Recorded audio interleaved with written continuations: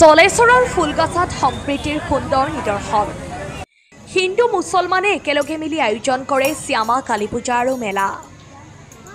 সম্প্ৰীতিৰ এই মিলনভূমিত আৱশ্যক এখন দলঙৰ। হিন্দু মুছলমানৰ মিলনভূমিত পৰিণত গোৱালপাৰাৰ জলেশ্বৰ সমষ্টিৰ ফুলগাছা। সংখ্যালঘু অধ্যুষিত এই অঞ্চলত প্ৰতি বছৰেই মুছলমান সমাজৰ সক্ৰিয় সহযোগত উদযাপন কৰা হয় শ্যামা কালী পূজা আৰু মেলা। ধৰ্ম বৰ্ণৰ ভেদাভেদ উলংঘন কৰি হিন্দু মুছলমান একেলগে মিলি আয়োজন কৰে পূজাৰ সকলো আয়োজন। তথাপিও এই ধৰ্মীয় মিলনৰ ঠাইখনত যোগাযোগৰ ভয়ংকৰ সংকটে এতিয়াও জটিল ৰূপ লৈ আছে। শ্যামা কালী মন্দিৰলৈ যোৱাৰ বাবে আৱশ্যক এখন দলং, কিন্তু দলং নথকাত প্ৰতিদিনেই শতাধিক ভক্ত আৰু স্থানীয় বাসীয়ে বিপদসংকুল যাতায়াত কৰিবলৈ বাধ্য। বিশেষকৈ কালী পূজাৰ সময়ত এই পথত ভক্তৰ ভিৰ বৃদ্ধি পায় আৰু তেতিয়াই বিপদজনক গেটৰ ওপৰেৰে যাতায়াতৰ সময়ত প্ৰাণহানিৰ ঘটনাও ইতিপূৰ্বেই ঘটিছে।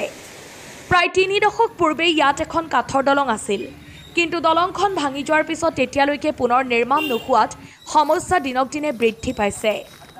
এই সমস্যাৰ স্থায়ী সমাধানৰ দাবীত স্থানীয় সমাজৰ লগতে মিয়া পৰিষদৰ প্ৰাক্তন সভাপতি তথা ২০২৬ বিধানসভা নিৰ্বাচনৰ ১২ নং জলেশ্বৰ সমষ্টিৰ এজিপি দলৰ আশাবাদী প্ৰাৰ্থী জাহিৰুল ইছলামে অতি শীঘ্ৰেই এখন নতুন দলং নিৰ্মাণৰ বাবে চৰকাৰৰ দৃষ্টি আকৰ্ষণ কৰে।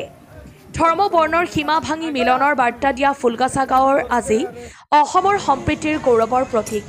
কিন্তু ৰাইজৰ একমাত্ৰ আশা, সম্প্ৰীতিৰ এই মাটিত যেন এখন সুৰক্ষিত দলং নিৰ্মাণ কৰি চৰকাৰে জীৱন ৰক্ষাৰ ব্যৱস্থা কৰে।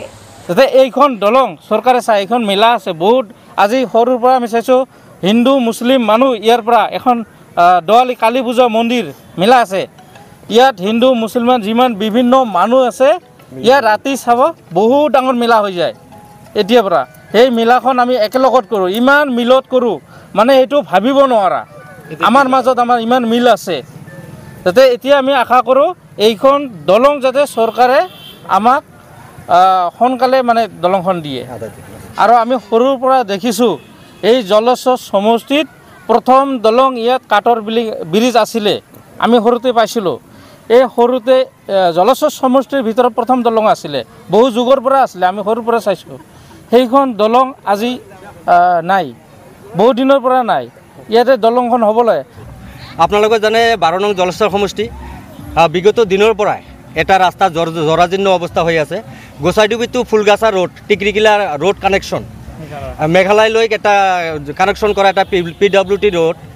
এই ৰোডটোৰ মাজত আমি য'ত থিয় হৈ আছোঁ তাতে এটা ব্ৰিজ আছিল, তাহানিতে কাঠৰ ব্ৰিজ আছিল। আমি সৰু সৰু থাকাতে আমি সেই ব্ৰিজৰ ৪৫ বছৰ আগৰ কথা, সেই ব্ৰিজৰ আগত ওপৰেদি আমি অহা যোৱা কৰিছোঁ। কিন্তু দুৰ্ভাগ্যবশতঃ বিগত দিনে ২৫ বছৰ একে লেঠাৰিয়ে আফজালুৰ ৰহমান চাহাবে আমাৰ MLA বিধায়ক আছিল জলেশ্বৰ সমষ্টিৰ, তেখেতৰ জামনাত এবাৰ নেকি ব্ৰিজটো চেংচন হৈছিল, কিন্তু সেইটো আমি আদায় পোৱা নাই।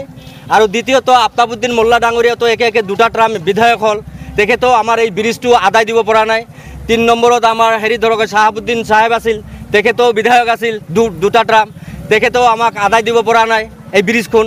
আমাৰ দুখৰ বিষয় এইটো যে আজি এটা উন্নয়নশীল চৰকাৰ থকা স্বত্বেও এজন বিধায়কে এটা ব্ৰিজ, এটা দলং আবণ্টন দিব পৰা নাই। দুৰ্ভাগ্যজনক জলেশ্বৰ সমষ্টিবাসীৰ কাৰণে। গতিকে এইবেলি আমি এই দেৱালী শুভ মুহূৰ্তত আমি অসম চৰকাৰ তথা আমাৰ হিমন্ত বিশ্ব শৰ্মা ডাঙৰীক আমি দৃষ্টিগোচৰ কৰিছোঁ। আমি অনুৰোধ জনাইছোঁ এই ২০২৬ আগত এই গোসাইডুবি টু ফুলগাছা PWT ৰোডৰ মাজত থকা যিটো ব্ৰিজ দলং, এই দলংটো আদায় দি আমাৰ বৃহৎ জলেশ্বৰ সমষ্টিত জনগণক যাতে উপকাৰ কৰে। এইটো বৰ চলমান পথ, বৰ বিজি পথ। এই পথত আপোনালোকে দেখিছে এই যাত্ৰীবিলাকে কি কৰে, এটা ঠেলাও পাৰ কৰিব নোৱাৰে। এটা ঘাগুৱা নদী আছে, আজি আপোনালোকে জানে ইৰিগেশ্যনটো যে আছে, ইৰিগেশ্যনটো বেলেগ বস্তু। ইৰিগেশ্যন হ'ল ৱাটাৰ ছাপ্লাই কৰা এটা ছিষ্টেম তাতে বহাই দিছে, ইৰিগেশ্যন ছিষ্টেম। সেই ইৰিগেশ্যন ছিষ্টেমৰ ওপৰেদি জনগণ যোৱা অহা কৰি আছে। আপোনালোকে চাব দুটা মানুহ একেলগত যাব নোৱাৰে, সৰু সৰু কণ ল'ৰা ছোৱালীবোৰে যায়, বাগৰি পৰিও যায়। এক্সিডেণ্টো কেইবাটাও এক্সিডেণ্টো হৈছে ইয়াত, মৰিছেও মানুহ। ইমান এটা চেঞ্চিটিভ বিষয় এইটো।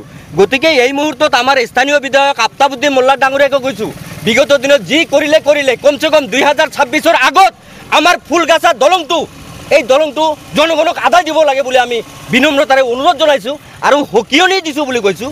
অন্যথাই অনাগত দিনত কিন্তু প্ৰত্যাহ্বানৰ সন্মুখীন হ'ব লাগিব।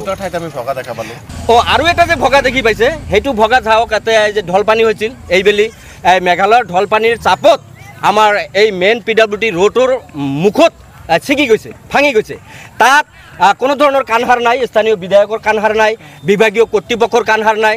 এই মুহূৰ্তত আপোনালোকৰ জৰিয়তে আমি স্থানীয় বিধায়কক এটা আহ্বান দিব জনাইছোঁ, অনতিপলমে এক সপ্তাহৰ ভিতৰত এই মানে ভাঙাটো যিটো ছিঙিছে ৰোড, সেইটো মানে ভাল কৰি দিব লাগে, মেৰামতি কৰি দিব লাগে।